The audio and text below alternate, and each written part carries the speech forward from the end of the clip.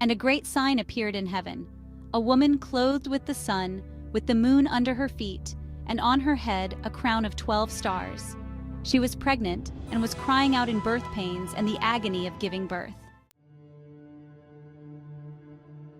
And another sign appeared in heaven: behold, a great red dragon, with 7 heads and 10 horns, and on his heads 7 diadems. His tail swept down a third of the stars of heaven and cast them to the earth. And the dragon stood before the woman who was about to give birth, so that when she bore her child, he might devour it. She gave birth to a male child, one who is to rule all the nations with a rod of iron. But her child was caught up to God and to his throne. And the woman fled into the wilderness, where she has a place prepared by God, in which she is to be nourished for 1,260 days. Satan thrown down to earth. Now war arose in heaven, Michael and his angels fighting against the dragon, and the dragon and his angels fought back, but he was defeated, and there was no longer any place for them in heaven.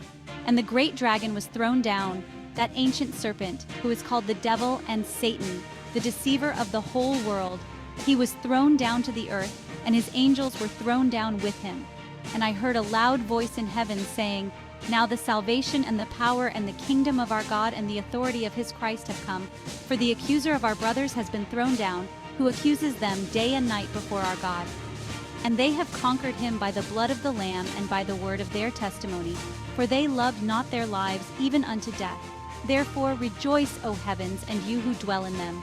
But woe to you, O earth and sea, for the devil has come down to you in great wrath, because he knows that his time is short.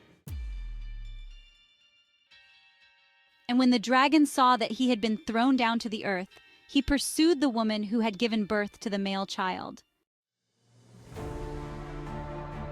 But the woman was given the 2 wings of the great eagle so that she might fly from the serpent into the wilderness, to the place where she is to be nourished for a time, and times, and half a time. The serpent poured water like a river out of his mouth after the woman, to sweep her away with a flood. But the earth came to the help of the woman, and the earth opened its mouth and swallowed the river that the dragon had poured from his mouth. Then the dragon became furious with the woman and went off to make war on the rest of her offspring, on those who keep the commandments of God and hold to the testimony of Jesus. And he stood on the sand of the sea.